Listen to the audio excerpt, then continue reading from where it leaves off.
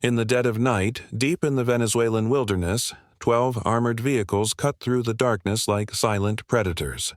Inside those trucks, 96 hardened criminals, arsenals that could supply a small army, and 76 tons of compressed fentanyl worth over $1.5 billion on the streets. Enough poison to end 45 million lives. Their target? An abandoned border checkpoint called Llanos 7. Their plan? Bold, calculated, ruthless. Transform this forgotten outpost into an impregnable fortress, the shortest smuggling corridor straight to Maracaibo. They had 18 minutes to seize control and change the game forever. But what they didn't know, what they couldn't possibly imagine, was that 55,000 feet above them, invisible eyes were already locked on. Every heat signature, every dust trail, every breath they took was being recorded, analyzed, transmitted in real time to the most sophisticated war machine ever conceived. No alarms sounded. No warnings echoed through the night. Just silence. The kind of silence that precedes annihilation. This is the story of how modern warfare rewrites the rules of engagement, where criminal organizations learn that borders aren't lines on maps anymore. They're kill zones. And once you cross that threshold, there's no turning back. 2 o'clock in the morning, August 6th. The temperature plummets across western Venezuela's desolate plains, just kilometers from the Colombian frontier. The Sierra Verde gang convoy moves with military precision through palm groves, their formation razor-sharp, their confidence absolute. Every detail had been planned. Camouflage dust coating, heat-resistant blankets to defeat thermal imaging, stolen Colombian license plates, complete radio silence. GPS jammers humming quietly, drone signal disruptors active. These weren't street thugs. Among these 96 fighters, 30 carried murder convictions, cross-border kidnapping records, training that rivaled some military units. Their cargo was concealed with terrifying sophistication. 76 tons of compressed fentanyl, disguised as emergency medical supplies and frozen food shipments, packed in lead-lined double compartments designed to slip past every scanner, every checkpoint, every detection system known to law enforcement. They believed they were invisible. They believed they were untouchable. They believed wrong, because at that exact moment, an RQ-180 stealth drone, one of America's most classified aerial platforms, had been tracking them for 3 full minutes. Every vehicle identified, every weapon signature cataloged, every thermal reading transmitted through encrypted channels directly to the Department of Homeland Security Operations Center at Fort Huachuca, Arizona. 12 seconds. That's all it took for battlefield artificial intelligence to classify this incursion. Not smuggling, not trafficking, armed assault, military-grade threat. Immediate response authorized. 18 seconds later, the kill box activated. Imagine a corridor of death. 14 kilometers long, 5.6 kilometers wide.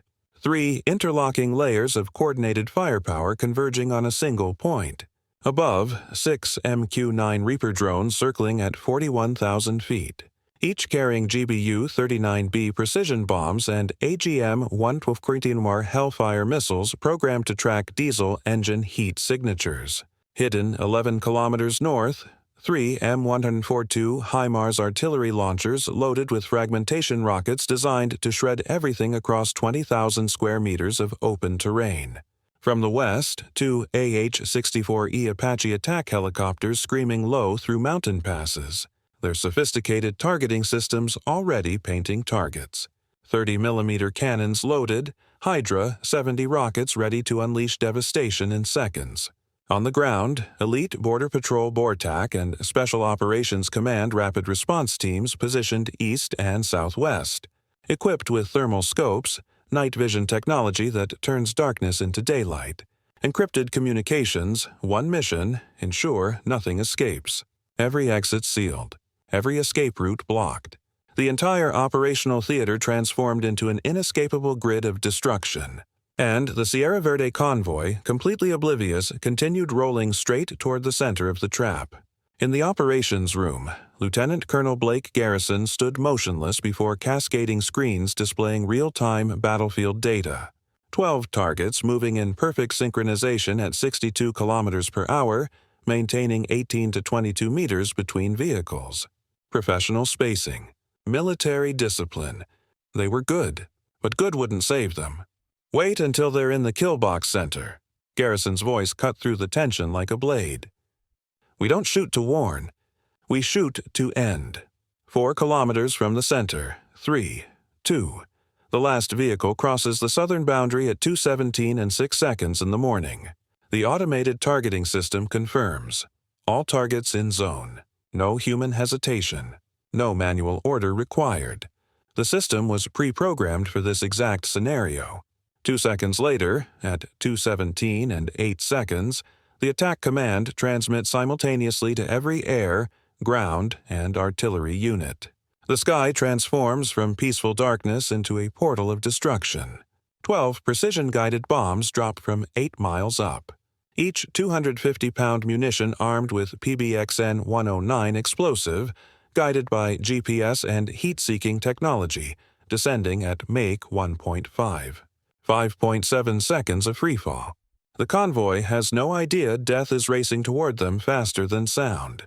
2:17 and 13 seconds. The first vehicle simply ceases to exist. The explosion erupts 25 meters high, a fireball that turns night into day, steel and flesh vaporizing instantly. 0.8 of a second later, the second vehicle detonates, triggering a catastrophic chain reaction. Over 100 kilograms of C4, PKM machine gun ammunition, armor-piercing rounds, all igniting simultaneously. The blast pressure exceeds 800 psi, crushing everything within a 12-meter radius like an invisible fist of God. The middle vehicles don't even have time to register the attack before the second wave strikes. 2 Apache helicopters materialize from the western darkness, their targeting systems locking in 1.2 seconds. The M230 30mm chain guns unleash 625 rounds per minute. 80 depleted uranium penetrators slam into 3 vehicles in 6 seconds flat, transforming them into twisted, burning sculptures of defeat. 1 truck erupts in flames so intense that auxiliary fuel tanks rupture, spilling burning gasoline across the sand like liquid hellfire. 3 gunmen attempt to escape, their bodies engulfed before they hit the ground. Simultaneously, the third wave launches from the mountain position. 6 GMLR's rockets scream across 11 kilometers in 17 seconds, their trajectory calculated with mathematical perfection. But these munitions don't explode on impact. They release something far more terrifying. 22,000 tungsten fragments per minute, razor-sharp metal shards expanding across 20,000 square meters of terrain at supersonic velocity. 2:17 and 37 seconds. The tail vehicles don't explode. They disintegrate. Metal fragments pierce fuel tanks, cockpits, armor plating, human bodies with equal efficiency. 1 fighter attempting to flee loses both legs before comprehending what happened, collapsing into sand that drinks his blood like a thirsty desert. 31 seconds from first impact. 9 of 12 vehicles obliterated. Flames roaring hundreds of feet high. Black smoke billowing across the plains, reflecting hellish red light across swirling dust clouds. The Sierra Verde Formation isn't just defeated, it's annihilated. But the operation continues. The fourth wave activates as 3 Reaper drones switch to low-altitude attack mode. AGM-114R, Hellfire missiles launch toward the 2 remaining vehicles desperately attempting to retreat. Both missiles strike precisely beneath the chassis, detonating RPG ammunition in the cargo beds.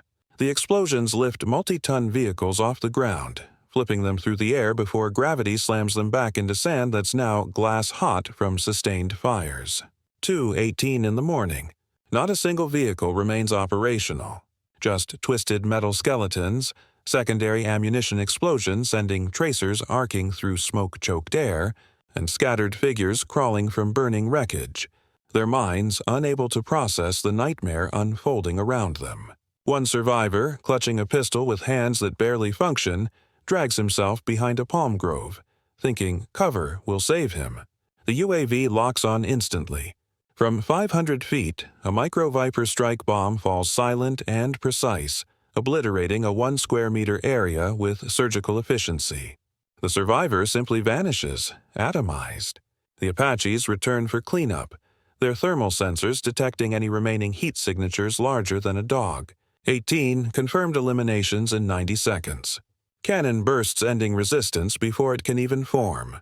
On screens at Fort Huachuca, the kill box appears as a blackened strip of earth flickering with 12 fading thermal blooms, each representing multiple casualties. Lieutenant Colonel Garrison studies the data feed with clinical detachment. AI confirms 93% neutralization rate.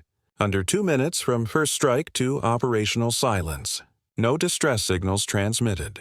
No coordinated response. No escape attempt succeeded. He glances at the screen where the kill box still glows bright amidst the desolate Venezuelan wilderness. 2:23 in the morning. Surface temperature exceeds 120 degrees Celsius. Smoke columns visible for 30 kilometers. The sand itself burns. Ground response teams from CBP BORTAC and Special Operations Command advance from east and west, sealing the final perimeter. Through infrared optics, the scene reveals itself, a portrait of absolute devastation. Charred bodies scattered like discarded dolls. Vehicle frames torn apart by forces beyond human scale. Small fires flaring whenever desert winds sweep through the carnage. 89 confirmed killed on site. Most bodies burned beyond visual identification. Some fragmented so severely by shrapnel that evidence collection requires hazmat protocols. Several survivors found in critical condition. Bones shattered. Third-degree burns covering 70% of the body surface area. Traumatic shock rendering them catatonic. 2 attempt resistance with concealed pistols. The response takes 9 seconds. Rubber bullets and taser deployment. Textbook neutralization. The others, hands zip-tied behind their backs, writhe in sand and smoke, their eyes vacant, minds broken by the sudden transformation of confident assault into incomprehensible apocalypse. At the southern edge, 4 gunmen tried escaping through low rock formations, moving in evasive Z-patterns to defeat aerial tracking. The MQ-9 Reaper's optical sensors lock heat signatures from 1,500 meters away. 2:26 in the morning. 2 drones deploy Switchblade 300 loitering munitions 17 seconds apart. All 4 targets erased from existence. No survivors, no mercy. No exceptions. 2:32 in the morning. Area declared secure. Evidence collection commences. The findings paint a picture of sophisticated criminal capability meeting overwhelming military superiority. 12 armored pickup trucks completely destroyed, 4 reduced to frames barely recognizable as vehicles. Debris scattered across 800 meters forming a smoke-haunted graveyard on the plains. 76 tons of compressed fentanyl recovered, hidden in lead-lined compartments specifically designed to evade scanning technology. Street value, $1.5 billion. Lethal potential, 45 million adult deaths. Enough poison to devastate entire regions.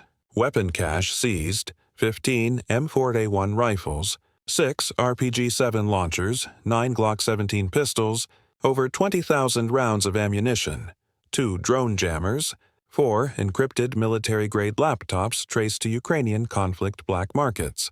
Data extraction reveals resupply networks, escape routes, secondary rendezvous coordinates in Caracas and Valencia, all marked with code names like Ruta Sombra and Tunel 3A, intelligence gold mines for future operations. American casualties, 0. Equipment damage. 1 MQ-9 UAV sustained minor optical sensor damage from small arms fire during low-altitude pass. Completed mission. Landed safely at Elmendorf. Total engagement time from first firing order to operational conclusion, 5 minutes and 43 seconds. Target elimination rate, 100%. 0 escapes. 0 distress signals transmitted. Not a single enemy round reached American defensive positions. The battle unfolded like a fever dream where only one side knew war had begun. The other died before comprehending they were under attack.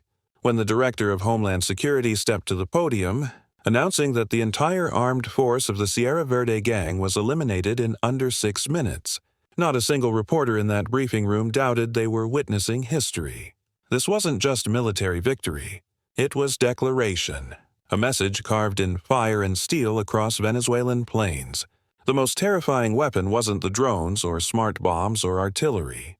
It was the silence, a type of warfare where enemies don't realize combat has commenced until their entire force is incinerated, where the first indication of attack is also the last thing they experience. The kill box in western Venezuela wasn't just a battlefield, it was a practical demonstration of 21st century homeland defense doctrine. No waiting for enemies to fire first. No ultimatums or negotiations. No reactive posture. Only resolution. Absolute final resolution. For the first time in modern history, an armed paramilitary force stepped into United States-monitored territory hoping to seize infrastructure, establish narcotics smuggling routes, challenge American sovereignty. They were erased as if they never existed. No infantry battalions required. No fighter jet squadrons scrambled. Just unmanned aerial vehicles, real-time data analysis, and cold calculation. Even more remarkable, the coordination speed across agencies. Air Force, Customs and Border Protection, Special Operations Command, Department of Homeland Security, all operating as a single unified entity. No communication gaps. No wasted movements. No bureaucratic delays. This proved more than killbox effectiveness. It demonstrated systematic evolution in multi-agency warfare doctrine. The message to transnational criminal organizations, paramilitary forces, and anyone lurking across American borders echoes clear. The border is no longer a control point. It's a death trap. Once enemies step inside, escape becomes impossible. Detection means elimination. Engagement means annihilation. The destruction of Sierra Verde's armed forces in under 6 minutes represents more than tactical victory. It's affirmation of American defense capabilities, vigilance, and absolute deterrent strength in unconventional warfare era. When criminal organizations dared plan incursion into United States-monitored zones, seize checkpoints, establish fentanyl smuggling routes, they crossed from criminality into invasion. America's response: no fanfare, no haste. No mistakes. The kill box sealed like a perfect trap. MQ-9 Reapers, Apache helicopters, HIMARS artillery, elite ground units, all coordinated with second-by-second precision. 5 minutes, 43 seconds later, 12 armored vehicles destroyed, 89 eliminated, 0 escapes, survivors unable to fire significant resistance. This battle teaches profound lessons about preparation and technology and security safeguarding. The Sierra Verde gang, despite sophisticated weapons and careful planning, was obliterated through perfect coordination of air power, artillery, and ground forces. In unconventional warfare's modern era, vigilance, advanced technology investment, and rapid decision-making are keys to threat neutralization. No room for error. National security demands absolute unity and readiness. The Venezuelan killbox turned bold criminal plans to ash in under 6 minutes, proving the unrelenting power of modern warfare and American vigilance against cross-border threats. From stealth drones to precision artillery to Apache helicopters, it unfolded like a nightmare enemies never saw approaching. This wasn't just victory.